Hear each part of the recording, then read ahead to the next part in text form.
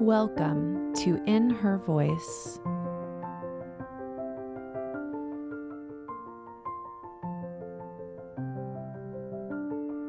My name is Kelly Covert, and I am passionate about helping women live authentically by listening to their inner voice. Get ready to be inspired by women of all walks of life that have set aside their should-bes and not good enoughs and are standing in their true voice, the voice of wisdom that each and every one of us has inside. Welcome to In Her Voice, episode number 3. My name is Kelly Covert, and I am here as your guide and host as I interview women of all walks of life that are going to share with you how to listen to your inner voice, how to start taking action, how to be aligned with your soul's true purpose. And today we have on the podcast Amber Lilyestrom. You guys, you are just going to fall in love with her. She's so amazing. Her official title is a transformational branding and business strategist, writer, and speaker. She's also the host of the Soul Fueled CEO podcast, which I highly recommend. And she helps entrepreneurs turn their passions into heart-centered brands and thriving businesses. And all of that is absolutely true. But I can tell you something even greater, even deeper about what I know to be true about Amber. And that is she is a woman who listens to her inner voice, who makes a vow to herself to honor that every single day.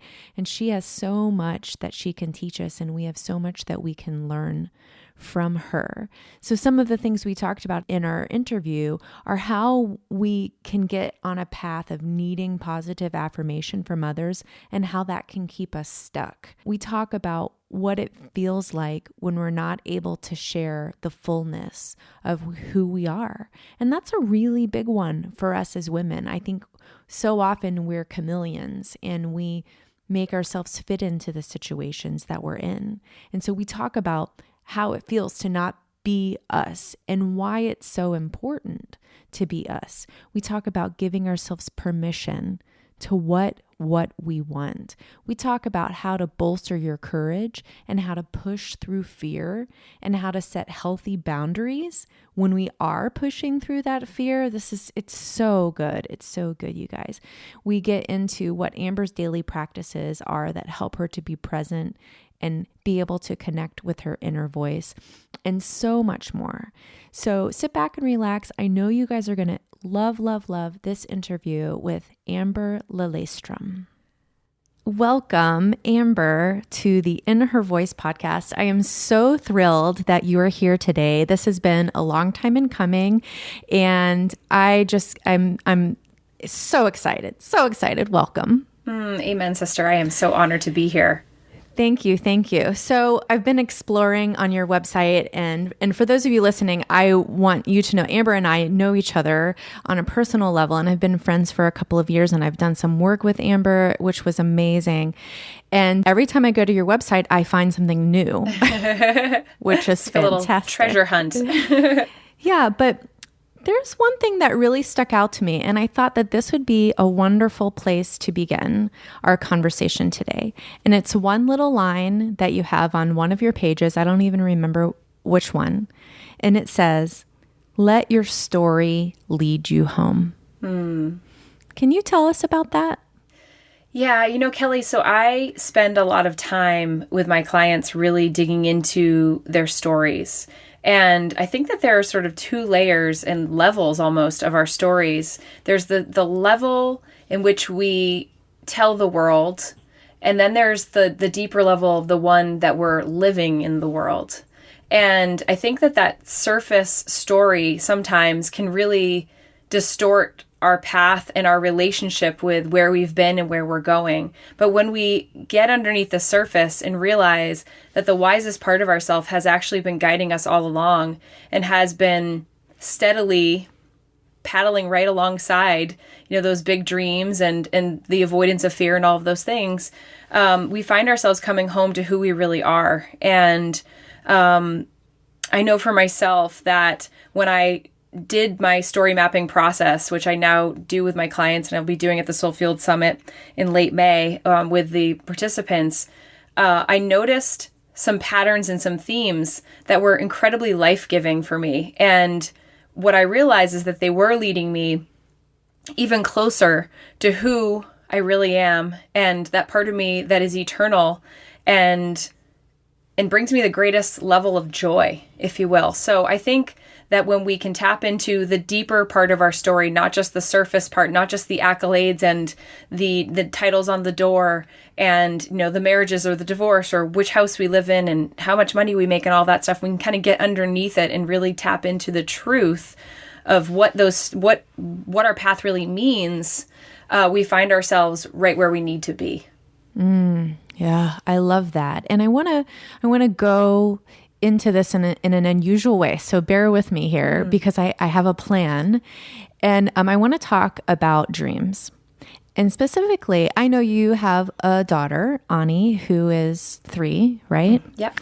And I know that as mothers, we can look at our children and it helps us remember what it was like to be our own child, like when we were a child. And my question to you is, when you were little, when you were still in this place where you were fully connected with your inner voice before the world had taught you to leave it aside, what were your dreams for your life? Well, I have an interesting story that actually, so when I was the youngest that I can remember, and actually Ani's age, I don't know, I think you might know this part about my story, but I was sexually molested when I was 3.5. And so I then went on to live basically the next few years of my life in courtrooms and trying to testify and find the courage to testify and really kind of like manage adults and their emotions in ways that I really didn't need to be, but I felt like I had to. And so I kind of was hit with a storm, like a real emotional storm upon my earliest memories. And so that obviously had a huge impact on on my dreams, essentially, because I already felt like I was sort of limited in some ways because I was, because I was sort of like stunted in a way. But what I do know is that I always wanted to be a singer. I wanted to be a pop singer, and I still do. I still do. And actually I'm taking voice lessons now. And so I'm really working towards that in my own little way. But I remember this one moment when I was 5, and I remember sitting in my room and being there with my Barbies, and, a lot was just really going on in my life at that time.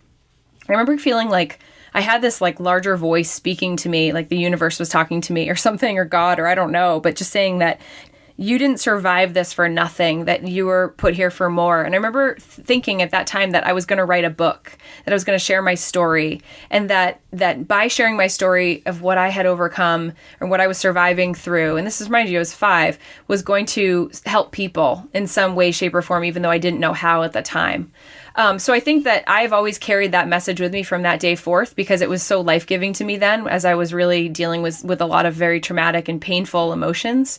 And I've held on to that throughout. And, I am doing all of that. I am working on the book, and I am hosting big live events, and I'm speaking about my story publicly in a way to help others move through their own resistance and fear. Yeah. And do you feel like there was a time in your life where, even though deep down in you knew that, like you were still connected to that, but that you didn't fully listen, that you weren't able to move where you wanted to? Can you talk to us about that? Yeah, I definitely think that as I was rewarded for performance and for, being an high honors student, being a successful soccer player, eventually getting college scholarship and all these things, that I really thrived on that positive feedback from others in my life, specifically adults. And that, that's an interesting juncture, which I think a lot of us can really relate to. It's like, and then you kind of get on the track and you get into the job, and, that model is really, really well enforced and reinforced in our society. And so So when I got into my corporate job, I was just like the whiz kid. I was just doing everything, making everybody happy, just Cirque du Soleil left and right. And I loved it. It was like, I really didn't, it wasn't negative for me at all. I really and truly enjoyed it. But I will say that I did know that there was a deeper part of me that wasn't really welcome there and wasn't really safe for me to come out and share the fullness, the deepness and the things that I thought about that were really like culturally based and wanting to like shift the culture in our organization, help people tap into personal development for growth and stuff. It wasn't really allowed in a lot of ways. And so that was where that intersection kind of came for me. It was this like a new awareness of, whoa, this is... I'm feeling pulled to express myself in new and different ways, but that's not really welcomed here. In fact, I had a boss at one point say to me, I don't care about feelings. We don't have time for feelings here. And so those little clues on the path were starting to become more uncomfortable for me. It was just like I started to realize that, okay, I've been, being the good girl and doing all the things that everybody wanted me to do, but I've had to do it in a very particular way.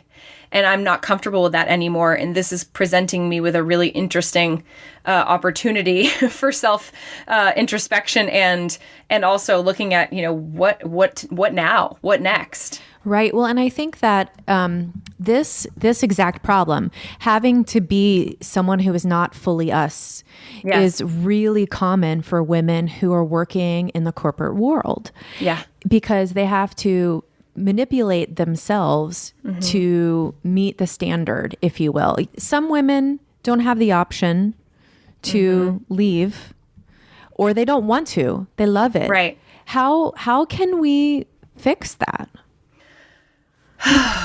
It's a big problem to fix. I recognize that. Well, and here's the thing. If I'm really being honest, I think that you will find your way to fixing it and removing yourself from that particular situation because it's almost like it's not in alignment. It's not, and the vibration is different. And so that's getting into sort of like some spiritual talk and universal law stuff.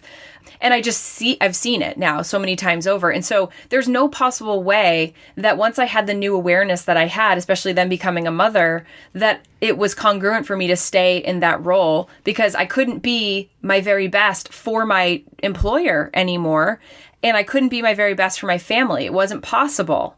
And so when I slowed down enough to really get clear on that, to tap into that, it became obvious that I needed to make a change because it's like, Kelly, change only occurs when we're so uncomfortable that we need the change to happen. Unfortunately, that's really why change occurs in many cases. And so I think that we will be guided to that change, and we can expedite that process when we give ourselves permission to firstly want what we really want. Yeah. And I think too, this culture in the corporate world of women having to set their feelings aside and not be who they are, I think that will shift as more women have the courage to say no thanks. Yeah. If I can't be me, then no thank you. And go out on their own and do amazing, purposeful things that they're meant to do. Yep. So I just sort of like as a cheerleader for all you ladies listening, know that if you are not being fully you, there is a place for that. Yes. There's a desperate need for it, I think, in so many ways, because our children need us to be who we really are, and future generations need it. I mean, they really need it. And I think about, I know who my mom really is, but I just also know who she had to sort of, Gumby herself into in different aspects of her life. And as a child, and especially as a daughter, witnessing that and then creating my own sort of story around that. And I remember, it was so funny, my sweet mom saying, when I told her that I was going to be leaving my corporate job and launching my own business, saying, "Are you crazy? You're going to not have benefits anymore. And you're not going to, it's such security." And that wasn't what my values were. We had differing values. And then later, a couple months down the road, once I launched and she saw how happy I was and how present I was for Ani and all of that, saying, leaving that job was the best thing you ever did. It's the best decision you ever made. And just that feedback, I'm so grateful for it. But it's also really interesting just to witness how our generations and how society really conditions and programs us to believe, what is possible and what is not possible. Oh, I absolutely believe that. And I had a similar experience with my mom too. When I was going to college, I wanted to major in music performance, which, let's face it, is not really the most practical degree ever. And she wanted me to have something to, quote, fall back on. And I said, I refused. And she was very angry at me. And I said, I don't want to fall back on anything. That would not make me happy to be doing something that I don't want to do. How is that falling back on anything? Right. And so I think you're right. It's definitely changing with our generation. And we're in a place now, especially those of us with kids, where we can also change the dialogue and change expectations for what women should have and deserve to have in any job they want. Yeah, absolutely. And I also think that there's an important moment to really ground into the gratitude that we feel for these women who came before us. And it's not lost on me that my mom literally couldn't wear pants to school at a certain point in time because they weren't allowed to wear pants. They had to wear skirts or dresses. Yeah. And that is not anything I've ever had to experience in my lifetime. And I'm so grateful for that. And all these women that came before us stood up for what they deserved and what was important to them, and have really paved the way for the life that we get to live and the mothers that we get to be. And so I just feel like there's this eternal gratitude, and I love the saying, our crowns were paid for by Maya Angelou, because they really were. And I never lose sight of that. My grandfather came over here on a boat. He came over here on a boat. My grandmother came over on a boat.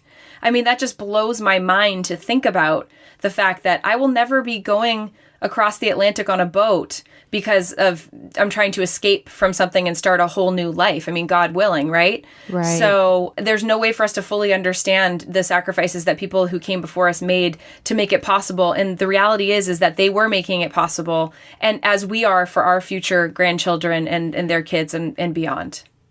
Yeah, so our responsibility extends further than just to our own soul. Yes. Although I do think that's where we should begin. Agreed. Right? And so let's talk about this shift for you. When you went from the corporate world to going out on your own, that was a huge shift. That took so much courage. Can you tell us, was there one moment where you just realized I must do this, or was it many little moments? There were many little moments, and I was grateful for each and every one of them, even though they were wildly uncomfortable. But I think the first day that I went back from maternity leave, which was the first time in my life that I had a concentrated amount of time away from work and from striving, because I had been a Division I athlete. And so that journey began at age 9, and I never stopped. I played on 3 teams per year. Then I became a Division I athlete. Then I had knee surgeries during my career, so I was constantly rehabbing and training. And then I got a job in Division I collegiate athletics. And so I was working, all seasons, late nights, weekends. It was a really big, busy job, and it was great. And I loved every bit of it. It was really a great job to have in my 20s. And then when I went back to work after that 3.5 months off, after the C-section and recovery and all of that, I remember sitting at my desk on the first day and literally feeling like an alien. Like I could not comprehend, the energy and the value system at this place that I had worked for a decade, that I was so vested in, that I had helped create so much of what was there. But I was different. I was a completely different person on the other side of becoming a mom. And I also had a near-death experience during Ani's birth. And I think in and of itself, motherhood is completely transformational. Amen, sister. You have this child, and now every single thing is different. You are never the same. And I just couldn't swim with those fish anymore. Because the things that were important to the bigger, picture of the organization just were not as important to me. And I couldn't get wrapped up in the details and the dynamics of office politics and stress and all. Like I felt like I couldn't play the game. And so then I just felt really out of place, but I also knew that this was happening for a reason, because I needed that release in order to give myself permission to really start figuring out how I wanted to move forward in creating something new and different. And so fast forward from there, probably about 5 months or so. And I did an online program, and I started working with a coach. And 2 months after starting that, I launched my business and I left my corporate job. So I think it had been in the incubator, from probably well before that, probably even 2 years before that, I'd been thinking about it. And there were so many little daily things that were just beautiful illustrations of the fact that I was ready to go and spread my wings and take this leap and figure it out as I went along. And I think what I want to point out to our listeners in that story is this idea of using what we could view as uncomfortable situations, things that make us angry or upset, using them as information. Yes. Like, yeah, they produce a feeling, they produce an emotion, but what's behind that? What are they telling you? And I think if we can get into a practice of kind of paying more attention to that, that's another way of connecting with our inner voice. Such a great point. I will share one story to fully illustrate that too, Kelly, because I think that's 100% what I was saying. So thank you for teasing that out. I remember specifically on a Thursday night, I had a call with a client that I did a free hour-long session with. And so I was doing this really in the pockets of my life because I was working full time. And so at nighttime, after I would put Ani to bed, I would try to have these calls with potential clients just to try to get things going in my business and to get some paying clients. And so I had this conversation with this one sweet woman. And at the end of the call, she I didn't even pitch her. I was so new. I didn't know what I was doing. And she said, "Can I hire you? Because that was really great." And I was like, jumping for joy inside. And I was, "Really? You want to hire me?" I was so not graceful at all. But it was such an incredible moment. And she laughed and she was like, "Yeah, that was, awesome." So I had my first paying client. And the next day I went to work, and later in the afternoon I had a meeting with like the head honcho. And it was like one of the worst meetings I've ever had in my life. It did not go well. I felt completely disrespected. And I literally, again, felt like a complete alien. Like I couldn't believe that it was happening. I was like, "Is there a camera in here? Like, this is crazy. Am I being punked or something?" It was just really out of context. And it was just a very negative meeting. And I remember feeling my blood pressure. My blood was like boiling. I could feel a rage. I felt anger as I walked down the hallway. And with every step as I walked closer to my office door, I just got more resolve in my body saying, if I can get one client, I can get more clients. I can do this. And I went in my office, I sat down. It was the end of the day, so there weren't many people around. I was packing things into my bag. And my secretary walked in and she looked at me and she said, "Are you doing what I think you're doing?" And I said, "Yep, I'm doing what you think I'm doing." And she said, "You go, girl." And so I came home. I was on fire. I said to my husband, "I'm giving my notice on Monday. We're doing this. We know our number. We have enough information." And it was such beautiful fuel for me. I really saw it. It wasn't like I didn't wallow. I rose up and I met it, where it was. It was an invitation for me to say, "I'm ready for this." And I gave my notice. And by the time I left, I had 4 clients, and I've never for 1 second looked back. Mm-hmm. I love that. And I think that what strikes me about that is how courageous it is. And I want to talk about courage because I feel that it is essential. If we're listening to our inner voice, we have to have that courage. But I think that also there are things that we can do to bolster our courage, to support our courage. So what are some things that you do now or did when you were facing this really big decision that really bolstered that for you? I kind of do some acrobatics around it all. And I will say that courage has literally been my word since I was a very young child. My mom would say when I was going to those, court sessions, "Amber, have courage." And so I've always kind of understood what that means and what it feels like in my body to have courage. And I can think about times when I was stepping up to take a penalty kick, and to win the game and having courage no matter what. There are times I missed and I lost the game for my team. And you have to have courage there too. So I think that courage means approaching a situation with your whole heart, and really coming into it wholeheartedly. It doesn't mean without fear.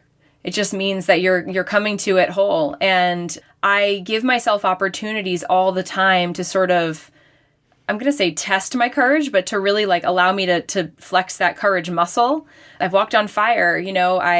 I'm the person that, booked in the Soulfield Summit live event, with as the headliner saying, "We're doing this, and let's do it." And so I just think that that's the only way I know how to live my life, is to just go for it, to walk into the fire, because not doing that, you're not really living if you don't allow yourself to really take those leaps and to move forward. And And I think being an athlete and having all these opportunities to really sort of test that out over the years with just going for things, I really quite enjoy that feeling, that exhilaration of leap. You know, I'm Mrs. New Hampshire, right? I was challenged by a friend to step on stage and go do it. And I said, what the heck? You know, what do I have to lose? Nothing. I'm just going to go do it. And then I won, you know? And so here's the thing. If we have the courage to say yes and go take the leap or, you know, step on stage or do the thing that scares us the most, there's so much growth that can happen as a result. Yeah. And I think that it becomes a matter of recognizing that without fear, there is no courage. Yes. Right? Beautiful. Because sometimes I think we focus so much on the fear.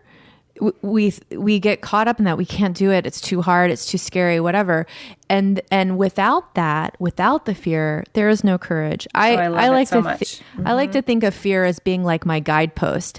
Like when I feel the fear, I'm like, yep, headed in the right direction. I know. Oh, this feels terrible. Yep, I must be on the right track. This is definitely where I should be going. Yeah. Okay. So you brought up Mrs. New Hampshire, and that was going to be my next question because like you said, you're the reigning Mrs. New Hampshire right now for a few more months, right? Actually, it's this weekend. This weekend. May 6th is I'm crowning the next gal this weekend. Wonderful. Well, congratulations on your year-long reign. Thanks. And when I first found out that you were doing this, I will be honest, my first thought was, she is crazy. And let me tell you why. Because for me, I think we're really similar, like coming from this place of striving all the time, of seeking that external affirmation all the time. And one of the ways for myself that I deal with that and still deal with that is I step away from things that might trigger that. For me.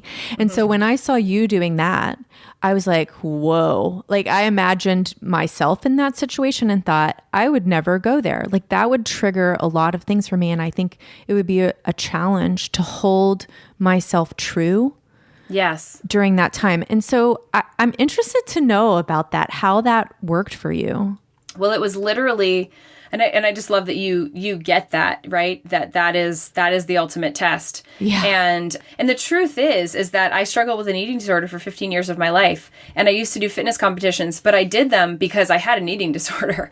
And it was a means to an end to try to, you know, okay, if nothing else works, then this definitely will, because I'll have the best of the best coaches and they will help me finally get this atrocious body into shape. I mean, that was really the sentiment behind it. It's the truth. Yeah. And I remember being there at those shows on the day of, and I'm all tanned up and, you know, whatever, and feeling literally like the most, you know, the fattest girl in the room, and feeling terrible about myself and comparing myself and just being in the worst energy state with that. And so obviously a ton of healing had to happen in between then and then stepping on stage in this very, you know, yes, objective, subjective way with a beauty pageant of all things. But when I thought about it as, okay, I'm just going to go do this thing because first of all, I don't want to take myself so darn seriously and have all this like weirdness about all of it. I want to prove to myself again that I can walk on the fire, that I'll get up on that stage in that bikini, and I'm going to just be myself. So I had some pretty hard and fast rules around it. One, I was not doing any sort of dieting or prepping in that department at all. I was not allowed to. So I wasn't carrying around food in little containers. I was drinking some new shakes because I love protein shakes and they help me a lot. But that was it. It was like, but that's what I do every day. That's my lifestyle. So there was nothing that was going to happen that was going to be like over exercising or any of my old patterns, which was hard, right? It was like I had to really force myself to be in this portal and this process in a way that was completely whole and completely me without, you know, doing any sort of weird stuff that was going to trigger me emotionally.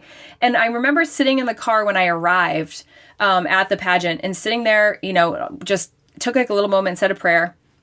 I made a solemn vow to myself that I would not abandon myself in this process, that I was going to walk in that room and I was going to shine my light. I was going to love the women that were there and I was going to do this experience to meet them and to give myself an opportunity to have fun and to represent myself with my whole heart, to speak words of truth, to inspire people just like I do in my work. And I was just going to come to this in the most whole version of me ever, ever, ever, ever. And I'm really, really honored and happy to say that I did do that. And I had such a good time because I wasn't stressed out. I wasn't worried about the girl who was skinnier than me or anything. I just went in there to have fun. And I think that really did show, in the way that the day, panned out, because I'll tell you, there's one part at the end, my friends still joke around with me about it. The MC was doing like the three finalists. We were answering questions and she was holding the microphone, and I went to go hold the microphone and she was like not going to give it to me. And so I go, I'll just hold your hand. That's okay. I literally said that out loud, and I held her hand for the entire time that I gave my answer. And I thought it was the most hysterical thing. And I just laughed, and everybody thought it was funny. And I was so like normal and down to earth. And I like kind of forgot about that experience till my friend Jen reminded me of. She's like that was the funniest thing I've ever seen. And again, like that was just me being me. Yeah. Yeah.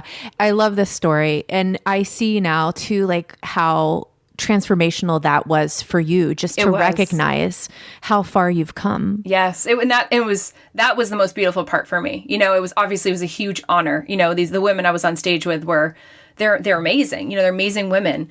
And to be, I think that was that affirmation, Kelly, because that really is the part where I haven't felt like I deserved that to be among the company of other amazing women and to be recognized in the past. And so that was a huge affirmation for me. And also I felt, and of course there's no way to like test this because it didn't happen, but I felt on that day, like no matter what happened, I won, like I showed up. I felt beautiful. I felt true. I felt real. My family was there. My daughter was there, and she got to see that version of her mom. Like there was nothing more, there was really nothing more. And to win the crown was just, it was such a thrill and such icing on the cake, and obviously a huge honor. Yeah. Oh, great story. And I think that it's really interesting and worth pointing out to everyone too, that when you went into this challenge for yourself, so you recognized it was going to be hard. Yes. You recognized that there were things there that could throw you off course, and you set boundaries for yourself. Yep. And they did, there were moments, right? There were moments that came through that I felt a little like, ooh, okay. Yeah. Like I thought there were going to be 3 people competing. I walked in, there were 9 or 10 of us. And I was like, oh, okay, that's okay. Right. Let's remember why we're doing this, and it was like, and I think that's the thing. We have to course correct and adjust constantly. And it's okay. It's part of the process. And where we allow ourselves to just be with ourselves on the journey, it just makes all the difference. Yeah. So let's talk about that. Like, let's talk about being present, because that's really what I hear you saying is being fully you, being in the moment. What do you practice daily to help you do that? I journal every day in some capacity, and it sounds like really glamorous. It's usually like, what does my soul need today? And then words come out. And those words are usually, ease, joy, freedom, trust, just really basic words. But I have a conversation with myself every day, and I check in with myself about all these things as they come through. So that might be, how do I feel about this potential client that wants to work with me? Do I feel like I can really serve her and to my highest ability into the highest calling she's ready to step into? And like closing my eyes, and making decisions about who I want to hire and add to my team or work with. Like, does this feel good? And I think that, again, just like the courage muscle, the trust muscle is built in the same way. It just takes practice. And the only way that I know how to get in there is to get quiet and to really be with myself every single day and make that part of my sacred practice. Yeah, we're a lot alike in that way. Yeah. All my listeners know that I'm a big journaler. And when I realized that it doesn't have to be a certain way, right, that really released so much for me. Like it could be however I need it to be, whatever I want it to look like. Draw a picture. It doesn't matter. Yeah. So that leads me to this idea of permission. Mm-hmm. You said in the pageant, you just gave yourself permission to have fun and to love everybody and to be you. What do you find you have to give yourself permission for on a pretty frequent basis? I have to give myself permission to relax and to really stop putting so much pressure on myself. I think being someone who's always been a high achiever and someone who really has a high output, it's just like a natural gift. I have to walk the fine line of, is this obligatory or is this voluntary, and does it feel good? And if it's obligatory, well, then why? And let's have a conversation about why you feel you have to do this, which of course is usually tethered to worthiness and that whole performance thing, And so even the pageant in and of itself is a direct hit on that button. Yeah. And so I have had to just really sort of check myself over and over and over and over and over and over again. And I've had to do that with the summit, and I've had to do that with, my income and why, what are the goals that are related to the income in the business and what we're trying to, like all of these things. It's just like layer upon layer upon layer. But at the core of it and the foundation of it is really around that relationship that I have with myself, and the fact that when I have listened to what my inner being was asking for, what the wisest, most eternal part of myself was saying that it desired. And when I honored that, I felt the most joy, the most fulfillment, the most ability, really to be present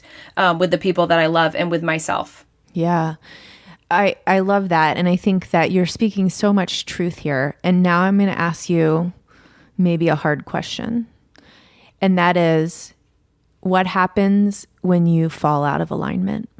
Oh, gosh. Now. Yeah.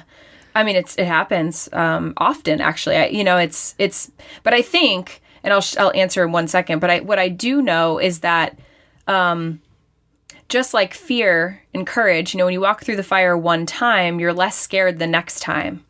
And so I know that when I would fall out of alignment in the past, it would put me, I'd be off over the guardrail, down the hill, in the ditch, right? And it was like, oh man, I'm totaled, like just totaled. It would affect my health. It would affect all my relationships because I would be really lashing out and blaming and really just in that super negative vibe. But now, it's more like I hit the guardrail and maybe I hit it hard, but I don't flip over and go down the ditch. And I might need to change the tire or something, and it depends on the severity of it. I think back in February, we all got sick as a family. We always get this now that we're, because we're new to this parent club, and it's always the last week of January, first week of February. Our family we've gotten leveled for the last 2 years by something. And I'm okay, moving into 2018, it's not going to happen this year, but it did this year again. And it kind of took me down, a bit. And it was the physical piece kind of led, but obviously there were some energetic leaks in there too. And so I think that what I tend to do is I tend to kind of get scarcity brained, and I start to feel like I have to get really strategic and I have to really control things rather than letting flow happen. I'm definitely not meditating regularly, and I'm definitely not doing as much journaling, and absolutely not exercising. So those are sort of my patterns, and I know what my pattern is. And as long as I am continuing to honor the patterns that are positive, right, and keep myself in the good flow and pay attention to my body's cycle. So where am I in the month? What's happening? Because that affects my health, and that affects my ability to create, as it does all of us, right? Mm-hmm. And to have a high output, and also to know when we need to really kind of take a break. So that's kind of a lot of things that I answered your question with, and it was helpful. No, it's really good. And the reason that I asked it is because I think it's important as we look to people like you who are killing it. You're there and you're practicing it and you're doing it and you're listening to your inner voice and you're in alignment. It's sometimes easy to believe that, number one, we're never going to get there, or number two, that the people who are there never take a step back from that, or never mess up, if you will. I don't like to think of it as messing up, but you know what I mean by that. Yeah, right. I do. And I think that what I just want to encourage people who are listening to understand is that when we do have those moments where we, like you say, hit the guardrail or fall out of alignment, that's another opportunity for us to practice getting back on getting back in. And I like to think of it as that, like, oh, hey there, here I am. I'm all dented up. Yeah. I need to give myself some serious first aid here, but I know how to do that. I have the tools and strategies in place. I know what I need to get back. Yeah.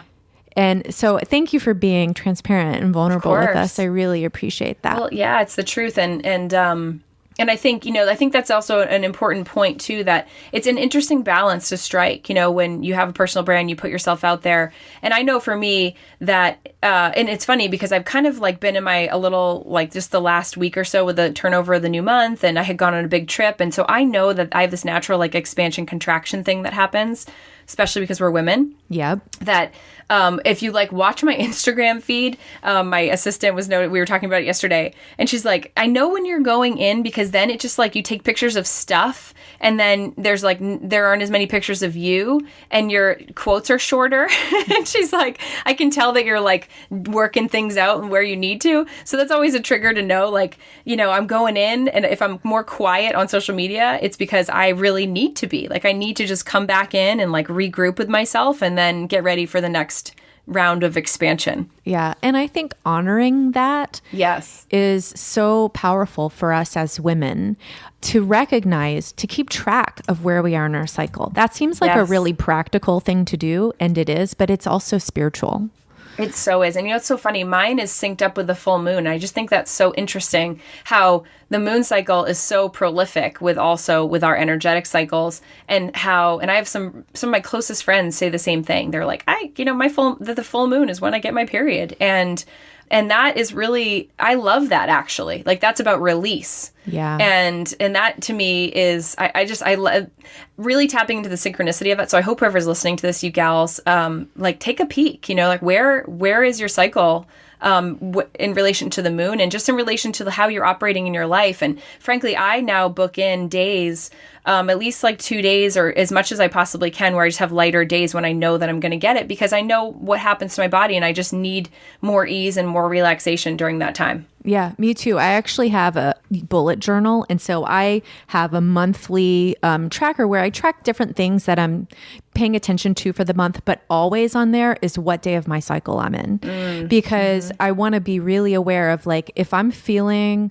really distracted or tired or low energy or unmotivated, I can almost always connect that to where I am in my cycle. I love it. And then it becomes a moment of, there's nothing wrong with me. This is a time where I need to give myself extra self-care and listen to what my body needs. Yeah, and what divine feminine wisdom that is, right? Yes. So beautiful. Yeah, so it's almost as if our body becomes another part of our inner voice. I mean, it tells us things. So when we listen to that, it's really, really amazing. Well, I'll tell you too, just this past week, I've made a decision about making some investments in my business. And there was an opportunity to make a decision. And I was really waiting for the answer to come forth, and really sitting in that space of, I don't know. I just don't know. And I'm waiting for the answer. I'm not going to force it into being. I'm just going to allow. And then I woke up one morning and I thought about it again. And I thought, you know what? This is a full body no. My whole body was just saying, nope, not right now. This doesn't feel like a good fit. And then later, like the next morning, I got a download about something else. And it was excitement. I felt exhilaration. I reached out and got a response immediately. And it was just like, okay, this is what a full body yes feels like. So yes, our bodies have so much wisdom contained inside of them. And if we can really approach our lives, our businesses, our careers, our relationships as a whole person, not just a mind, but, the spirit and the body as well, that is the road to true alignment. Absolutely. Absolutely. I love that. So I have one more question for you. All right. And this is more of curiosity for me. And you're the first guest that I've asked this, but I think I'm going to start asking all of my guests this because I find it fascinating. Oh, great. And I'm interested to know, who do you feel has been your greatest teacher in listening to your inner voice? It could be an author or someone that you know. It doesn't matter. Just, I'm interested to know that. Oh, man, only one. Okay, I think it's Abraham Hicks. Mm-hmm. Yeah, I think Abraham's wisdom, it is a new take on alignment and actually self-worth. and in a way that I had never heard before.